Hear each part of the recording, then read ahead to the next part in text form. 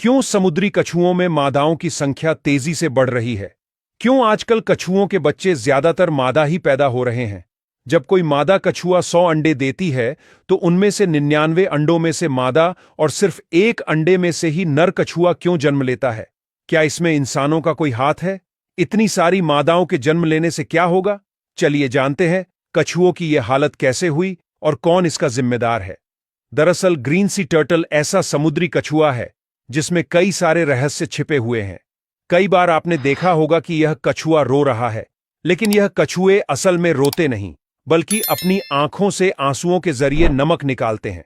क्योंकि ये समुद्र का खारा पानी पीते हैं, इसलिए इनकी आंखों के पास एक विशेष ग्रंथि होती है जो अतिरिक्त नमक को आंसू के रूप में बाहर निकालती है, जिससे उनका शरीर डिटॉक्स होता है। ग्रीन सी टर्टल का जन्म समुद्र के किनारे होता है, लेकिन जब अंडों में से एक बार नर टर्टल समुद्र में चला जाता है तो वह जीवन भर पानी में ही रहता है और वो कभी वापस जमीन पर नहीं आता। सिर्फ मादा ग्रीन सी टर्टल अंडे देने के लिए समुद्र तट पर आती है, फिर तुरंत ही समुद्र में चली जाती है और अंडों में से बच्चे अपने आप ही बाहर आते हैं। ग्रीन सी टर्टल कभी ग्रीन कलर के नहीं होते, उसका रंग भूरा या जैतूनी होता है। लेकिन इसका नाम ग्रीन सी टर्टल इसलिए पड़ा क्योंकि इसके शरीर के अंदर फेट हरे रंग की होती है, जो समुद्री पौधे खाने के कारण ग्रीन बनती है। ग्रीन सी टर्टल अपने जन्म स्थान को कभी नहीं भूलते। वैज्ञानिकों के अनुसार ये पृथ्वी के चुंबकीय क्षेत्र और सूर्य की स्थिति का उपयोग करके हजारों किलोमीटर का सफर तय कर सकते हैं और ठीक उसी समुद्र तट पर वापस आ सकते हैं जहां उनका जन्म हुआ था। दूसरी ओर जब नवजात कछुए अंडों में से बाहर निकलते हैं, तब वह अंधेरे में चंद्रमा की रोशनी की दिशा में समुद्र की ओर दौड़ते हैं। लेकिन अगर समुद्र के तट पर तेज रोशनी वाले होटल और स्ट्रीट लाइट हों तो वे भ्रमित होकर गलत दिशा में चले जाते हैं और मर सकते हैं। ग्रीन सी टर्टल की औसत आयु 80 से 100 साल तक हो सकती है।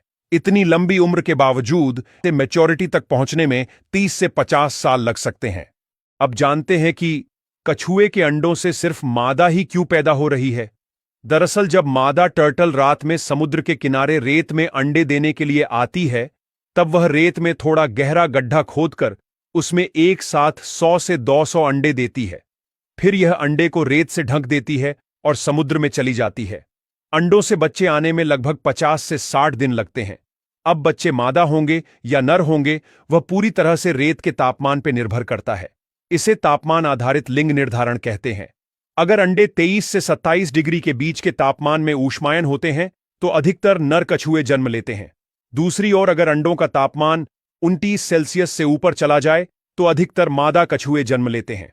आजकल जलवायु प्रदूषण के चलते रेत का तापमान काफी बढ़ चुका होता है, जिससे ज्यादातर अंडों से मादा कछुए ही जन्म ले रही है। अगर इस तरह कुछ सालों तक चला तो नर कछुए का अस्तित्व ही खत्म हो सकता है। कृपया हमारे चैनल ग्रो ग्रीन इंटरप्राइजेज को सब्सक्राइब करें, बेल आइकन दबाएं।